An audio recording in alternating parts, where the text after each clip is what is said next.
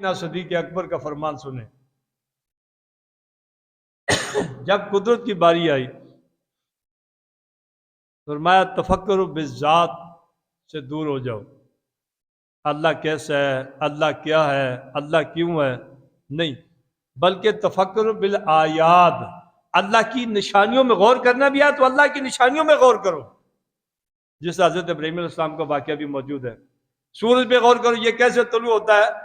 یہ کیسے غروب ہوتا ہے، جب تم اسے غور کرو گے تو تم اللہ کی پیدا کردہ اس مخلوق پر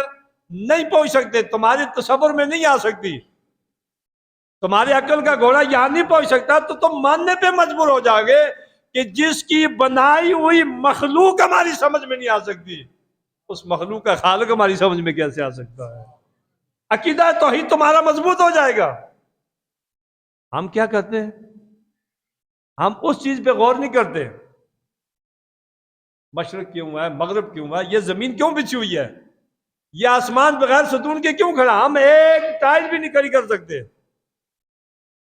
یہ آسمان بغیر ستون کے کھڑا ہے۔ جب ہم ان چیزوں کو دیکھیں گے اور پھر اس پر عنایت اللہ کی دیکھیں گے، سورج طلوع ہوا میرے اللہ کا،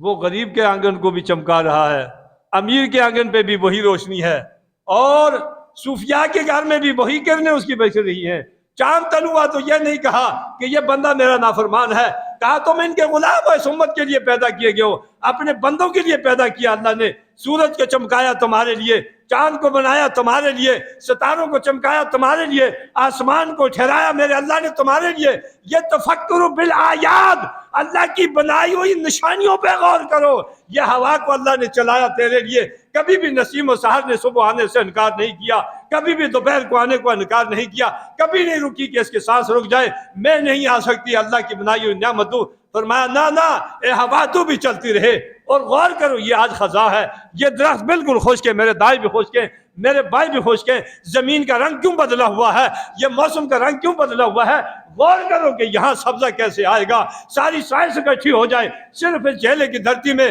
سبزہ نہیں لا سکتی، بہار نہیں لا سکتی، موسم کو نہیں بدل سکتی، اس خشکی کو نہیں بدل سکتی، اس کے تغیر و تبدل میں انقلاب نہیں لا سکتی، تو جواب دماغ یہ دے گا، عقل یہ جواب دے گا، علم یہ جواب دے گا، علماء کی صبر یہ جواب دے گی کہ جس نے اس دھرتی پہ خزاں پیدا کی ہے اسی کے عمل سے انما امرؤ اذا اراد شیئا ان یقول له کن فیکون۔ جب میرا رب کہے گا نا کون، سبزہ ہو جائے تو اس وقت کائنات میں سبزہ آنا شروع ہو جائے گا۔ پھر یہاں بھی تسلی نہ آئے، اپنی ذات میں غور کر،